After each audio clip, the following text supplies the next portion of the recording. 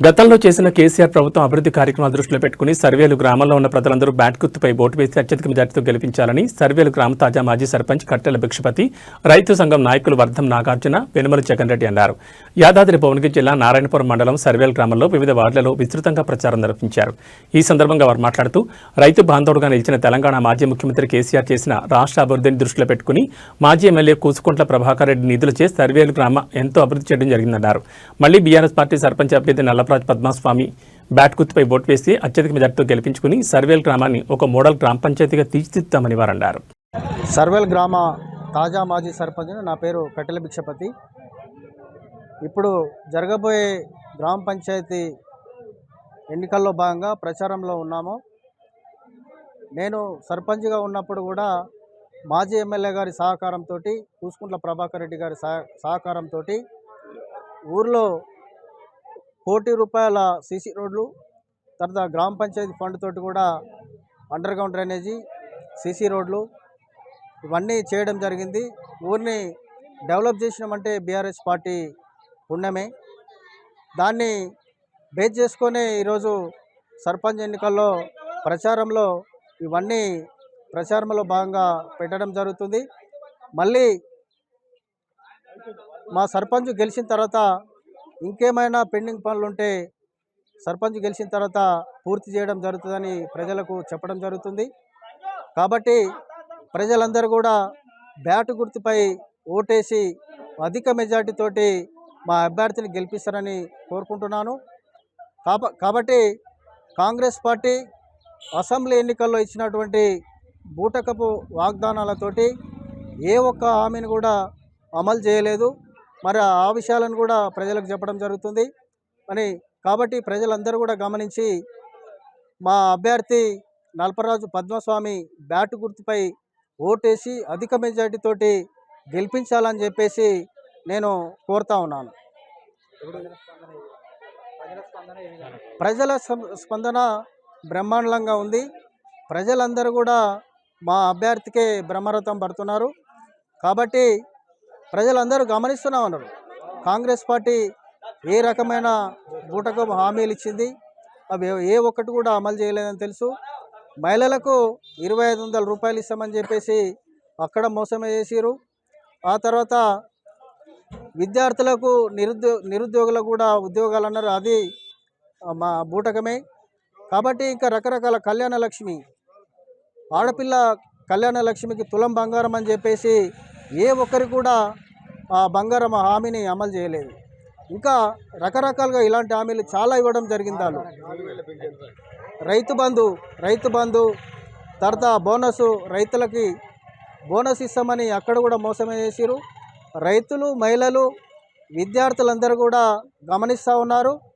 మరి vote BRS party మా అభ్యర్థికి అధిక మెజార్టీతోటి వేస్తారని ఆశిస్తూ వేసి గెలిపించాలి అధిక మెజార్టీతో అని చెప్పి కోరుతా ఉన్నాను.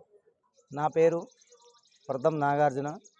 నేను ఈ స్థానిక సంస్థ ఎన్నికల్లో 5వ వార్డు మెంబరుగా పోటీ చేస్తున్నాను. నేను ఇంతకుముందు కూడా 2 పర్యాయాలు వార్డు మెంబర్గా చేసి ఈ ఊరు అభివృద్ధిలో బాగా పంచుకున్నాను. కానీ ఎప్పుడు అయినా ప్రజలకు మేము అందుబాటులో ఉంటూ ఈ ఊరు అభివృద్ధి కోసమే ఎప్పటికప్పుడు మేము పాటుపడుతున్నాం. ఏంటంటే ఇప్పుడు స్థానికంగా చేసిన మా సర్పంచ్ అభ్యర్థి మా ప్రజలకు ఎన్నో సేవలు చేసి ఈ ఊరుకు రుణపడి ఉన్నాడు. కాబట్టి ప్రజలు కూడా అధిక మెజార్టీతో ఓట్లు చేసి ఈ ఊరుకు మేలు చేయాలని అనుకుంటున్నాడు. అదేవిధంగా ఈ ఎన్నికల్లో గెలిచిన తొలి రోజే అంబులెన్స్ ఇప్పిస్తానని ఈ ప్రజలకు హామీ ఇచ్చాడు. అదేవిధంగా ఇంకా గతంలో మాజీ ఎమ్మెల్యే గారు దాదాపు 2 కోట్ల నిధులతో సీసీ రోడ్లు వేయడం జరిగింది. అక్కడక్కడ కొంచెం మిగిలినాయి.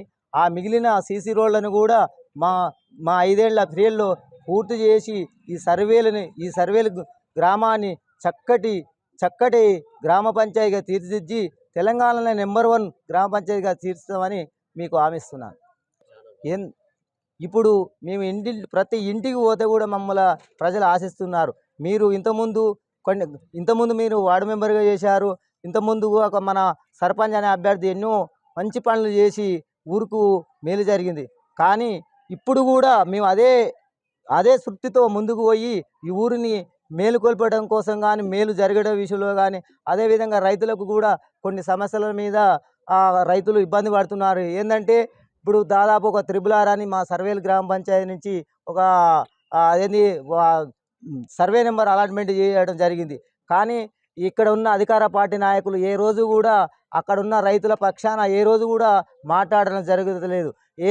కనీసం ఎమ్మెల్యే గారి కన్నా దగ్గరికి పోయి ఈ రైతులను పట్టించుకోవాలంటే కూడా ఆయన నేను గత దసరా పండుగ వెళ్ళిన తొలి 2-3 రోజులలో పరిష్కరిస్తామని అన్నాడు. ఇప్పటి వరకు కూడా మాకు ఎలాంటి హామీ ఇవ్వలేదు. రైతులు కూడా ఆందోళన పడుతున్నారు.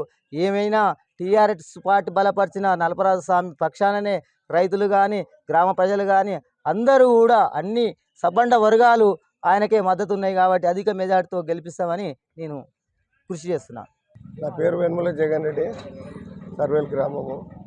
ఇక్కడ పోయినసారి మన